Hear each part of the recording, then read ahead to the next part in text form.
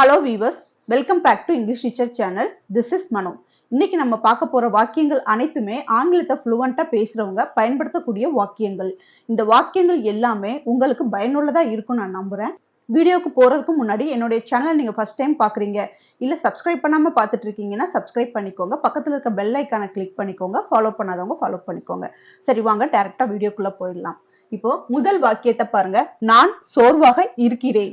இந்த வாக்கியம் என்ன டென்ஸ்ல இருக்குன்னு நம்ம பார்க்கலாம். அதாவது எந்த காலத்தை குறிக்குது அப்படின்னு நம்ம பார்க்கலாம். சோர்வாக இருக்கிறேன். இருக்கிறேன் அப்படிங்கிறது வெர்ப், ஒரு வினை. அப்போ இருக்கிறேன் அப்படிங்கும் போது அது கண்டினியூஸ்ல இருக்குது.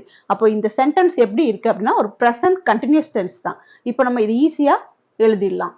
இப்போ பாருங்க, நான், நான்கிறது ஐ, இது சப்ஜெக்ட். நான்கிறது ஐ, இது சப்ஜெக்ட். அடுத்து நம்ம என்ன போடணும் அப்படின்னா இருக்கிறேன். இது பிரசன்ட் கண்டினியூஸ் டென்ஸ் நம்ம பார்த்தாச்சு. ஐக்கு அடுத்து வர்ற ஹெல்பிங் வெர்ப்ஸ் என்ன அப்படின்னா ஆம். இது நம்மளுக்கு தெரியும். பிரசன்ட் கண்டினியூஸ் டென்ஸுக்கு ஐக்கு அடுத்து ஆம் தான் வரும். அடுத்து வெர்ப் என்ன அப்படின்னா இருக்கிறேன். அவங்க எப்படி இருக்காங்க அப்படின்னா சோர்வாக இருக்கிறேன் அப்படின்னு சொல்லியிருக்காங்க. அப்ப நம்ம இங்க என்ன போடணும் அப்படின்னா ஐ am feeling. I am feeling. அவங்க எப்படி ஃபீல் பண்றாங்க அப்படின்னா டயர்டா ஃபீல் பண்றாங்க. சோ சோர்வாக அப்படிங்கிறது டயர்ட்.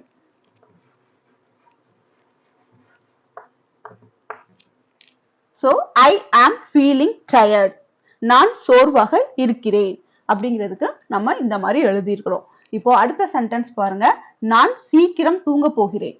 இது பாக்குறதுக்கு எப்படி இருக்கு அப்படின்னா ஒரு ஃபியூச்சர் டென்ஸ் மாதிரி இருக்குது. ஆனா இது ஃபியூச்சர் டென்ஸ் கிடையாது. தூங்க போகிறேன் அப்படின்னு சொல்றாங்க. போய்கிட்டு இருக்கவங்கள நிப்பாட்டி எங்க போறீங்க அப்படின்னு கேட்டா தூங்க போறேன்னு சொல்றாங்க. இந்த வாக்கியம் ஃபியூச்சர் கிடையாது, ஆன் த ஸ்பாட்ல அவங்க சொல்றது. அதனால தூங்க போகிறேன் இந்த வாக்கியம் பிரசன்ட் கண்டினியூஸ் டென்ஸ்ல இருக்கு. இப்ப பாருங்க, நான், நான்கிறது சப்ஜெக்ட். சோ ஐ, இது பிரசன்ட் கண்டினியூஸ் நம்மளுக்கு பார்த்தாச்சு. சோ ஐ வந்துட்டாலே என்ன வந்துடணும் ஆம். ஐ ஆம். எங்க போறாங்க அப்படின்னா தூங்குறதுக்கு. சோ போறதுக்கு என்ன எழுதணும் அப்படின்னா கோயிங். சோ போறதுக்கு தான் ஃபர்ஸ்ட் எழுதணும். ஐ ஆம் கோயிங். தூங்கத்தான் போறாங்க. So I am going to bed.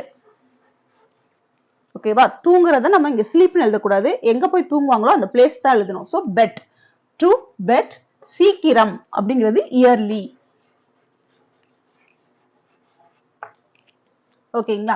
I am going to bed yearly. நான் சீக்கிரம் தூங்க போகிறேன். இந்த தூங்க போகிறேங்கிற ஒரு வார்த்தை தான் ஆம் கோயிங் டு பெட். ஓகேங்களா? இங்க மூணே வார்த்தையில தான் எழுதியிருக்கோம். நான் சீக்கிரம் தூங்க போகிறேன் அப்படின்னு எழுதியிருக்கு. அதுக்கு நம்ம என்ன எழுதியிருக்கோம்? ஐ am going to bed yearly. இப்போ இந்த ரெண்டு வாக்கியத்துக்கும் ஏதாவது கனெக்ஷன் இருக்கா? நல்லா பாருங்க. இந்த ரெண்டு வாக்கியத்துக்கு ஏதாவது கனெக்ஷன் இருக்கா? கண்டிப்பா இருக்கு. நான் சோர்வாக இருக்கிறேன், நான் சீக்கிரம் தூங்க போகிறேன். இந்த ரெண்டு வாக்கியத்தையும் இணைக்கிறதுக்கு ஒரு வார்த்தை இருக்கு. அதுதான் என்ன அப்படின்னா அதனால் தான். ஓகேங்களா? நான் சோர்வாக இருக்கிறேன், அதனால் தான் நான் சீக்கிரம் தூங்க போகிறேன்.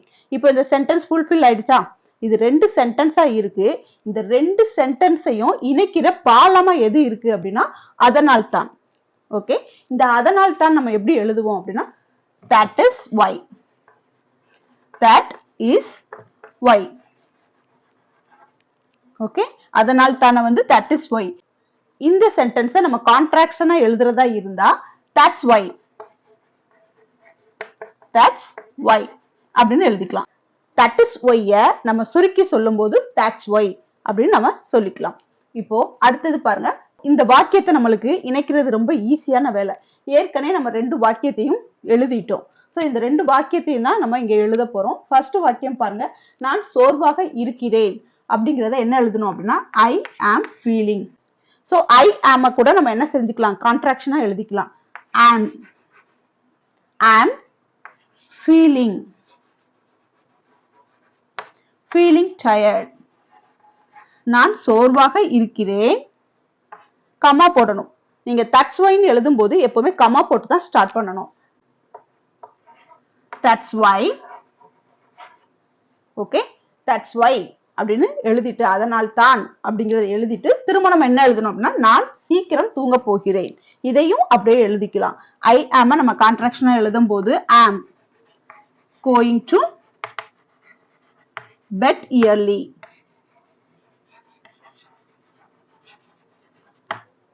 ஓகேங்களா? இப்போ இந்த சென்டென்ஸ் புரிஞ்சிருச்சு. இந்த சென்டென்ஸ் வந்து நம்ம எழுத சொன்னா என்ன செஞ்சிருவோம்? டக்குன்னு எழுதிடுவோம். இந்த ரெண்டு சென்டென்ஸுமே அடிக்கடி நம்ம பார்த்த வாக்கியங்கள், அதுவும் இல்லாம அதிகமா பயன்படுத்தின வாக்கியங்கள். அதனால நம்ம இதை ஈஸியா எழுதிடுவோம். அதுவே நம்மளுக்கு இந்த மாதிரி லாங்கா ஒரு சென்டென்ஸ் கொடுத்துட்டாங்க அப்படின்னா நம்ம என்ன செஞ்சிருவோம் அப்படின்னா உடனே ஒரு பயம் வந்துடும். இவ்வளவு பெரிய சென்டென்ஸா இருக்கே, நம்ம எப்படி எழுத போறோம் அப்படின்னு. அப்படியெல்லாம் ஒரு பயமும் தேவையே இல்லை. அந்த சென்டென்ஸை நீங்க எப்படி பிரிக்கணுமோ அதை பிரிச்சுட்டு நீங்க பாத்தீங்க அப்படின்னா அந்த சென்டென்ஸே உங்களுக்கு ரொம்ப ஈஸியானதா இருக்கும். இப்போ நான் சோர்வாக இருக்கிறேன், அது ஒரு சென்டென்ஸ். நான் தூங்க போகிறேன், இது ஒரு சென்டென்ஸ். இந்த ரெண்டு சென்டென்ஸையும் இணைக்கிறதுக்கு நம்ம அதனால் தான் அப்படிங்கறத நம்ம யூஸ் பண்ணிருக்கோம். இதே மாதிரி தான் இங்கிலீஷ் பேசுறவங்க ஒரு சென்டென்ஸை இன்னொரு சென்டென்ஸோட இணைக்கிறதுக்கு ஒரு கனெக்டிங் வேர்டு யூஸ் பண்ணுவாங்க. அதே மாதிரி கனெக்டிங் வேர்ட்ஸ் எல்லாம் யூஸ் பண்ணி நம்ம பேசி பழகிட்டோம் அப்படின்னா நம்மளால என்ன செய்ய முடியும்? இங்கிலீஷை ஃப்ளூவெண்டா பேச முடியும். இப்போ இந்த அதனால் தான் அப்படிங்கறத வச்சு ரெண்டு வாக்கியத்தை எப்படி இணைக்கிறது அப்படிங்கறத நம்ம கத்துக்கிட்டோம். இந்த வாக்கியம் வந்து லாங்கா இருக்கு, ஆனா நம்ம ஆல்ரெடி பார்த்த மாதிரி பார்க்கும்போது இது கொஞ்சம் ஈஸியானதாகவும் இருக்கும். இப்போ எனக்கு உடம்பு சரியில்லை, ஓகே, இது ஒரு வாக்கியம்.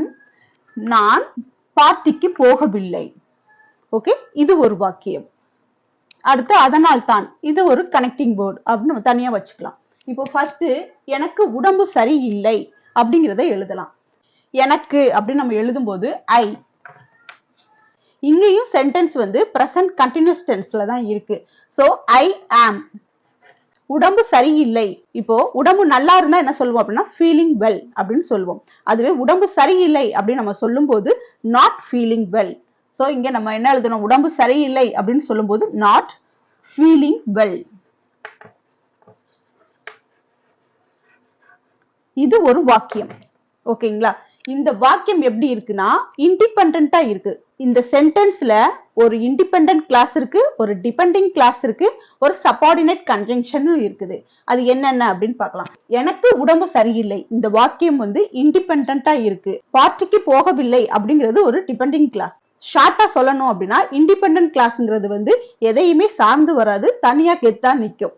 அதுவே டிபெண்டிங் கிளாஸ்ங்கிறது வந்து அது இன்னொன்னு சார்ந்து வரும். நான் பார்ட்டிக்கு போகவில்லை, ஏன் போலங்கிற ரீசனை வந்து நம்ம மேல கொடுத்துருக்கிறோம். சோ இது வந்து எதை சார்ந்து வருது?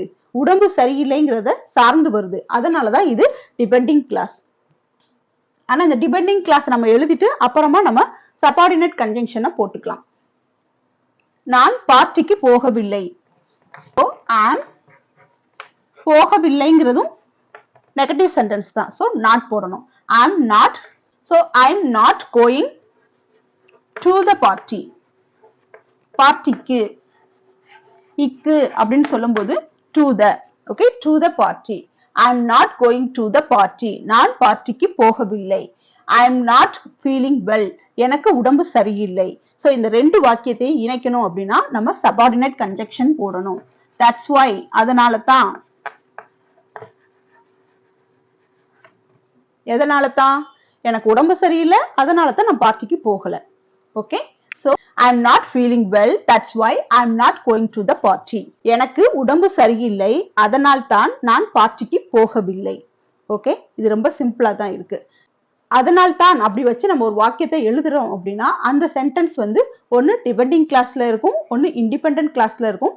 அடுத்து அதனால் தான்ங்கிற ஒரு சபார்டினேட் கன்ஜங்ஷன் இருக்கும். இப்போ நெக்ஸ்ட் சென்டென்ஸ் பாருங்க. நான் என் குடையை மறந்து விட்டேன், அதனால் தான் மழையில் நனைந்தேன். இந்த சென்டென்ஸ் வந்து பிரசன்ட் கண்டினியூஸ்ல இருந்துச்சு. நம்ம ஏற்கனவே பார்த்த சென்டென்ஸ் எப்படி இருந்தது அப்படின்னா பிரசன்ட் கண்டினியூஸ்ல இருந்தது.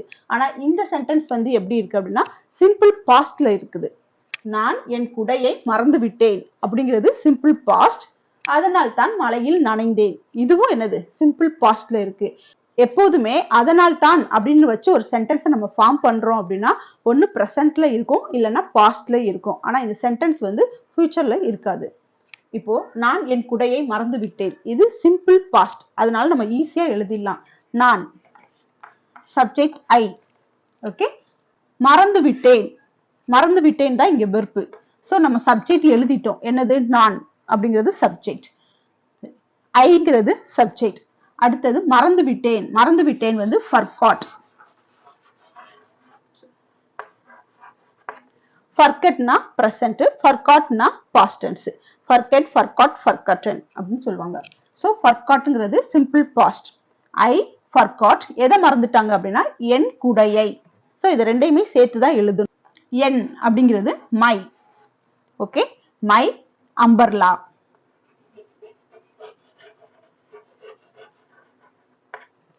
ஸோ இந்த சென்டென்ஸ் எப்படி இருக்கு? ரொம்ப சிம்பிளா தான் இருக்குது. ஏன்னா இது சிம்பிள் பாஸ்ட். நான் என் குடையை மறந்து விட்டேன். ஐ ஃபர்காட் மை அம்பர்லா. ஓகே, அடுத்தது பாருங்க, மழையில் நனைந்தேன் அப்படின்னு சொல்லியிருக்காங்க. அதனால் தான், இதை நம்ம சேர்த்தே எழுதலாம். அதனால் தான் அப்படிங்கிறதுக்கு நம்ம என்ன வரும்? That's why. மழையில் நனைந்தேன். ஸோ இங்கேயும் நம்ம என்ன எழுதணும்? சப்ஜெக்ட் எழுதி தான் எழுதணும். அதனால ஐ. ஸோ சப்ஜெக்ட் நம்ம எழுதிட்டோம். அடுத்து நனைந்தேன். நனைந்தேன்ங்கிறதுக்கு வந்து காட் வெட். ஓகே, நனைந்தேன் அப்படிங்கிறது காட் வெட் அப்படின்னு எழுதணும். அடுத்தது மழையில். மழையிலுக்கு இந்த ரெயின். இந்த ரெயின். சோ இந்த சென்டென்ஸ்ல மழையில் நனைந்தேன் அப்படிங்கறத ஐ got wet in the rain. நான் மழையில் நனைந்தேன் அப்படிங்கிற மீனிங் கொடுக்கும். That's why I got wet in the rain. அதனால் தான் மழையில் நனைந்தேன். ஓகே, இப்போ இந்த சென்டென்ஸை ஃபுல்லா பாருங்க. I forgot my umbrella. That's why I got wet in the rain. நான் என் குடையை மறந்து விட்டேன், அதனால் தான் மழையில் நனைந்தேன். இந்த சென்டென்ஸ் இறந்த காலத்தை குறிக்குது, அதாவது பாஸ்ட் டென்ஸை குறிக்குது. ரொம்ப சிம்பிளா தான் இருக்கு. ஸோ நம்ம எப்பவுமே ஒரு வாக்கியத்தை ஃபார்ம் பண்ணும்போது அந்த சென்டென்ஸ் ஷார்ட்டா இருக்கா லாங்கா இருக்கா அப்படின்னு பாக்குறத விட அந்த சென்டென்ஸ்ல நம்மளுக்கு என்னென்னலாம் தெரிஞ்சிருக்கு அப்படின்னு எடுத்து பார்த்தீங்க அப்படின்னா எல்லாமே உங்களுக்கு என்ன செஞ்சிருக்கும்? ஆல்ரெடி தெரிஞ்சிருக்கும். நீங்க பார்த்திருப்பீங்க, படிச்சும் இருப்பீங்க. இப்போ இந்த வாக்கியத்தை பாருங்க. எனக்கு ஒரு புதிய வேலை கிடைத்தது, அதனால் தான் நான் மகிழ்ச்சியாக இருக்கிறேன். இந்த வாக்கியத்தை பாருங்க. இந்த வாக்கியத்துல பிரசன்ட் கண்டினியூஸ் டென்ஸும் இருக்குது, சிம்பிள் பாஸ்டும் இருக்குது. இப்போ எனக்கு புதிய வேலை கிடைத்தது. ஓகே, இது வந்து பாஸ்ட். ஓகே, சிம்பிள் பாஸ்ட்ல உள்ளது. அதுவே அதனால் தான் நான் மகிழ்ச்சியாக இருக்கிறேன் அப்படிங்கிறது பிரசன்ட் கண்டினியூஸ் டென்ஸ். என்ன ரொம்ப சந்தோஷமா இருக்கிறேன், எனக்கு வேலை கிடைச்சிருச்சு, அதனால நான் என்ன செய்யறேன், ரொம்ப சந்தோஷமா இருக்கிறேன் அப்படின்னு சொல்லுவாங்க. ஸோ வேலை கிடைச்சதுங்கிறது பாஸ்ட், இப்ப சந்தோஷமா இருக்கிறது அப்படிங்கிறது பிரசன்ட். ஸோ இது கண்டினியூஸ்ல இருக்குது. இப்போ எனக்கு ஒரு புதிய வேலை கிடைத்தது, இதை நம்ம ஃபர்ஸ்ட் எழுதலாம். எனக்கு அப்படிங்கும் போது ஐ. கிடைத்தது. ஓகே, இதுல வெர்ப் என்ன அப்படின்னா கிடைத்தது. கிடைத்ததுக்கு காட். Okay, I got. என்ன கிடைச்சிருக்கு அப்படின்னா ஒரு புதிய வேலை. ஓகே, ஒரு புதிய வேலை அவங்களுக்கு கிடைச்சிருக்கு. அப்போ ஒரு அப்படின்னா புதிய வேலை, new job. Okay, I got a new job அப்படின்னு எழுதலாம். ஐ just got a new job அப்படின்னு எழுதலாம். Okay, I just got a new job. எனக்கு ஒரு புதிய வேலை கிடைச்சிருக்கு அப்படின்னு எழுதிக்கலாம். அடுத்து அதனால் தான் அப்படிங்கும் போது தட்ஸ் வை. That's why நான் மகிழ்ச்சியாக இருக்கிறேன். இந்த சென்டென்ஸ் வந்து பிரசன்ட் கண்டினியூஸ்ல இருக்குது. நான் மகிழ்ச்சியாக இருக்கிறேன் அப்படிங்கிறது ஐ ஆம் ஃபீலிங் ஹாப்பி. இந்த மாதிரி இருக்கிறேன் அப்படின்னு வந்துட்டாலே இந்த மாதிரி மகிழ்ச்சியாக இருக்கிறேன், சோர்வாக இருக்கிறேன், கவலையாக இருக்கிறேன், இந்த மாதிரி இருக்கிறேன் அப்படின்னு கொடுத்துட்டாலே நம்ம ஃபீலிங் அப்படின்னு போடணும். ஐ ஆம் ஃபீலிங் ஹாப்பி. நம்ம ஏற்கனவே பார்த்த சென்டென்ஸ்ல என்ன பார்த்தோம்? ஐ ஆம் ஃபீலிங் டயர்ட். நான் சோர்வாக இருக்கிறேன் அப்படின்னு பார்த்தோம். இப்போ நான் மகிழ்ச்சியாக இருக்கிறேன் அப்படின்னு சொல்லும்போது I am feeling happy. Okay, I just got a new job. That's why I am feeling happy. எனக்கு ஒரு புதிய வேலை கிடைத்தது, அதனால் தான் நான் மகிழ்ச்சியாக இருக்கிறேன். ஓகே, இப்போ நெக்ஸ்ட் சென்டென்ஸ் பாருங்க. அது ஆரோக்கியமாக இல்லை, அதனால் தான் அதை சாப்பிட போவதில்லை. ஸோ இந்த சாப்பிட போவதில்லை என்ற வார்த்தையை பார்க்கும்போது நம்மளுக்கு எப்படி தோணுது அப்படின்னா அது ஒரு ஃபியூச்சர் மாதிரி தோணுது. ஆனா அதனால் தான் வச்சு நீங்க எந்த சென்டென்ஸ் எழுதினாலும் ஒன்னு ப்ரெசன்ட்ல இருக்கும், இல்லைன்னா பாஸ்ட்ல இருக்கும். இந்த சென்டென்ஸ் வந்து ஃபியூச்சர்ல வராது. அது ஆரோக்கியமாக இல்லை. ஃபர்ஸ்ட் இதை நம்ம எழுதிக்கலாம். அது அப்படிங்கும் போது நம்ம இட், இங்க இட்டு தான் சப்ஜெக்ட். ஆரோக்கியமாக இல்லை, இங்க ஆரோக்கியமாக இல்லை, இங்க வந்து வெர்பன் வந்து தனியா கிடையாது. அதனால நம்ம இங்க பி வெர்ப் போட்டு தான் எழுதணும். So it is, it is எழுதிக்கலாம், இல்ல கான்ட்ராக்ட்ஸ் படி இட்ஸ் அப்படின்னு எழுதிக்கலாம். ஸோ நம்ம இட்ஸ்ன்னு எழுதிக்கலாம். இட்ஸ் இல்லை அப்படிங்கிறத நாட். எப்படி இல்லை? ஆரோக்கியமா இல்லை. So not healthy. ஒரு ஆக்ஷன் வேர்டு, அதாவது ஒரு வேர்ப் வந்து ஆக்ஷன்ல இல்லை அப்படின்னா நம்ம என்ன எழுதணும்? பி வேர்ப் போட்டு தான் எழுதணும். ஸோ அதனால தான் நம்ம இட் இஸ் அதை நம்ம சேர்த்து எழுதியிருக்கோம் இட்ஸ்னு. It's not healthy. அது ஆரோக்கியமாக இல்லை. தட்ஸ் வை, அதனால்தான். That's why. அதை சாப்பிட போவதில்லை. அதை சாப்பிட போவதில்லை அப்படின்னு சொல்லியிருக்காங்க. இங்க சப்ஜெக்ட் எதுவுமே கொடுக்கல. ஆனா இங்க நம்ம சப்ஜெக்ட் எழுதணும். யார் சாப்பிட போறது இல்ல? யாரோ ஒருத்தவங்க சாப்பிட போறது இல்ல. அது ஒரு ஃபர்ஸ்ட் பர்சனா தான் இருக்கும். நான் சாப்பிட போவதில்லை. சோ நம்ம இங்க நான் சேர்த்துக்கலாம். நான் சேர்க்காம இருந்தாலும் நம்ம என்ன எழுதணும்? நான் போட்டு தான் எழுதணும். அப்போ நான்கும் போது ஐ. ஐன்னு வந்துட்டாலே verb என்ன வந்துடும்? ஆம். சாப்பிட போவதில்லை அப்படிங்கும் போது போவதில்லை ஆம் நாட். போவதில்லைங்கும் போது கோயிங் டு. சாப்பிட அப்படிங்கும் போது ஈட். அதை அப்படிங்கும் போது இட். இட்டு வந்து ஆப்ஜெக்ட்ல எழுதினாலும் என்னது? இட்டு தான் வரும். அது மாறாது. சப்ஜெக்ட்ல வந்தாலும் இட்டு தான், ஆப்ஜெக்ட்ல வந்தாலும் இட்டு தான். am not going to eat it. am not going to eat it அப்படின்னா நான் அதை சாப்பிட போவதில்லை. ஓகே, எதனால அதை சாப்பிட போறதில்லை அப்படின்னா அது ஆரோக்கியமாக இல்லை.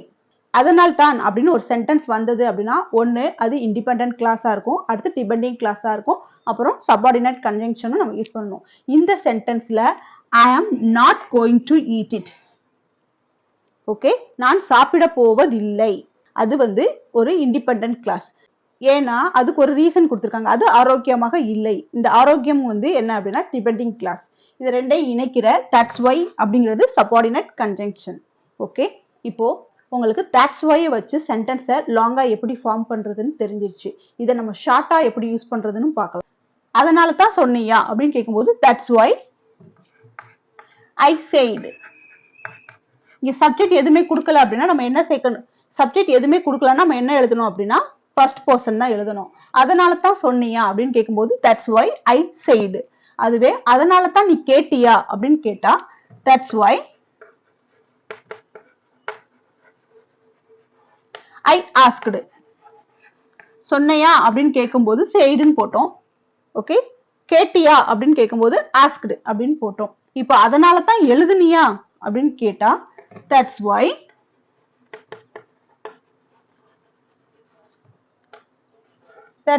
I wrote.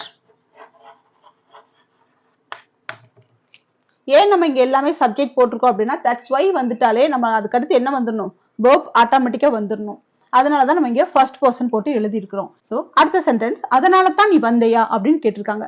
இதுக்கு என்ன வரும் அப்படிங்கறது நீங்க என்னுடைய கமெண்ட் பாக்ஸ்ல சொல்லுங்க. ஓகே, இப்போ உங்களுக்கு தட்ஸ் வை வச்சு சென்டென்ஸை எப்படி ஃபார்ம் பண்றது அப்படிங்கிறது தெரிஞ்சிருச்சு. Did you like this video? Please click on like button and subscribe to my channel. This is for easy to find out upcoming videos.